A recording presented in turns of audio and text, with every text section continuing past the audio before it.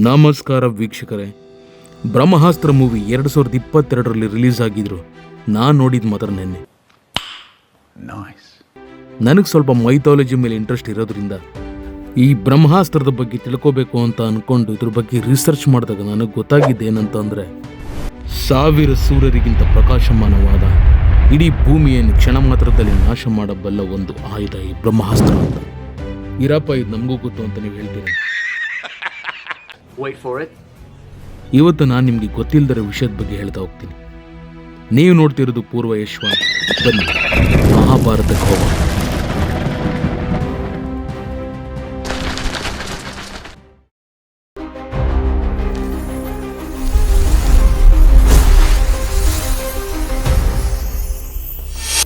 ಬ್ರಹ್ಮಾಸ್ತ್ರ ಅಂದ್ರೆ ಬರೀ ಆಯುಧ ಅಲ್ಲ, ಅದು ಬ್ರಹ್ಮದೇವನಿಂದನೇ ವರವಾಗಿ ಬಂದಂತಹ ಒಂದು ಡಿವೈನ್ ಫೋರ್ಸ್. ಅದು ಸಾಮಾನ್ಯ ಮನುಷ್ಯರಿಗಂತೂ ಸಿಗ್ತಿರಲಿಲ್ಲ. ತುಂಬ ಶ್ರದ್ಧೆಯಿಂದ ವಿದ್ಯಾಭ್ಯಾಸ ಮಾಡಿದಂತಹ ಯೋಧರಿಗೆ ಮಾತ್ರ ಅದು ಸಿಕ್ಕಿಲ್ಲ. ಅದನ್ನ ಉಪಯೋಗಿಸಿದ ಕಡೆಯೆಲ್ಲ ನಾಶ ಮಾಡ್ತಾ ಹೋಗ್ತಿತ್ತು. ಅದಕ್ಕೆ ಈಗಿನ ಉದಾಹರಣೆ ಮಿಸೈಲ್ಗಳನ್ನ ಯೂಸ್ ಮಾಡೋದಕ್ಕೆ ಹೇಗೆ ನಾವು ಬಟನ್ ಪ್ರೆಸ್ ಮಾಡ್ತೀವೋ ಹಾಗೆ ಬ್ರಹ್ಮಾಸ್ತ್ರನ ಉಪಯೋಗಿಸೋದಕ್ಕೆ ಅದಕ್ಕೆ ಬೇಕಾಗಿರುವಂತಹ ತಕ್ಕ ಮಂತ್ರವನ್ನು ಹೇಳಿ ಉಪಯೋಗಿಸ್ತೀವಿ. ನಾವು ಹೇಳೋ ಮಂತ್ರದಲ್ಲಿ ಒಂಚೂರು ತಪ್ಪಿದ್ರೂ ಕೂಡ ನಮ್ಮನ್ನೇ ನಾಶ ಮಾಡೋ ಶಕ್ತಿ ಹೊಂದಿತ್ತು. ಇದು ಬರೀ ಮನುಷ್ಯರ ಮೇಲಲ್ಲ, ಭೂಮಿ, ಆಕಾಶ, ಇಡೀ ಸೋಲಾರ್ ಸಿಸ್ಟಮ್ ಅಷ್ಟೇ ಯಾಕೆ, ಇವನ್ ಟೈಮ್ ಕೂಡ ಕಂಟ್ರೋಲ್ ಮಾಡ್ತಿತ್ತು ಅಂತ ಹೇಳ್ತಾರೆ. ಏನ್ಷಿಯಂಟ್ ಟೆಕ್ಸ್ಟಲ್ಲಿ ಈ ಬ್ರಹ್ಮಾಸ್ತ್ರದ ಬಗ್ಗೆ ಏನಂತ ತಿಳಿಸಿದ್ದಾರೆ ಅಂತಂದರೆ, ಬ್ರಹ್ಮಾಸ್ತ್ರ 1000 ಸೂರ್ಯರಿಗಿಂತ ಪ್ರಕಾಶಮಾನವಾಗಿತ್ತು. ಆಕಾಶದಿಂದ ಬೆಂಕಿ ಮಳೆ ಬರ್ತಿದ್ವು, ನದಿಗಳು ಕುದಿಯಲು ಆರಂಭಿಸ್ತಿದ್ವು.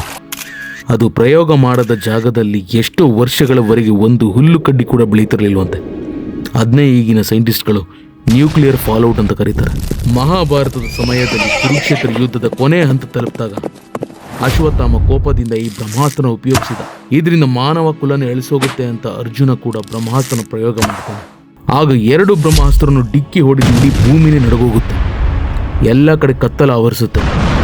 ಈಗ ಮನುಷ್ಯ ಇರೋಕೆ ಈ ಭೂಮಿನೇ ಇರೋಲ್ಲ ಅಂತ ಗಮನಿಸಿದ ಕೃಷ್ಣ ಬ್ರಹ್ಮಾಸ್ತ್ರವನ್ನು ಅರ್ಜುನನಿಗೆ ಹಿಂಪಡೆಯೋಕೆ ಹೇಳ್ತಾರೆ. ಆಗ ಅರ್ಜುನ ಅವನು ಪ್ರಯೋಗ ಮಾಡಿದ ಅಸ್ತ್ರವನ್ನು ಹಿಂಪಡಿತಾನೆ. ಆದರೆ ಅಶ್ವತ್ಥಾಮನ ಕೈಲಾಗಲ್ಲ. ಇದರಿಂದ ಅವನಿಗೆ ಶಾಪ ಕೂಡ ಸಿಗುತ್ತೆ. ಇಷ್ಟು ಬ್ರಹ್ಮಾಸ್ತ್ರದ ಬಗ್ಗೆ ಪೌರಾಣಿಕ ಕಥೆ. ಇನ್ನು ಇದು ನಿಜಾನ, ಎಲ್ಲಾದರೂ ಸಿಗುತ್ತಾ ಅಂತ ನೋಡಿದ್ರೆ ಈ ಭೂಮಿ ಮೇಲೆ ಬ್ರಹ್ಮಾಸ್ತ್ರ ಫಿಸಿಕಲ್ ಆಗಿಲ್ಲ. ಪೌರಾಣಿಕ ಕಥೆಗಳನ್ನ ನೋಡಿದಾಗ ಮಾತ್ರ ಎಕ್ಸ್ಟ್ರೀಮ್ಲಿ ಪವರ್ಫುಲ್ ಆಗಿರೋ ಯೋಧರು ಅಂದರೆ ಅರ್ಜುನ, ಕರ್ಣ, ಭೀಷ್ಮ, ಪರಶುರಾಮರಂತಹ ಯೋಧರು ಮಾತ್ರ ತುಂಬ ವರ್ಷಗಳ ಕಾಲ ಮಂತ್ರಾಭ್ಯಾಸ ಮಾಡಿ ಶ್ರದ್ಧೆಯಿಂದ ಕಲಿತು ಅದನ್ನ ಉಪಯೋಗಿಸ್ತಿದ್ರು ಅಂತ ಹೇಳ್ತಾರೆ.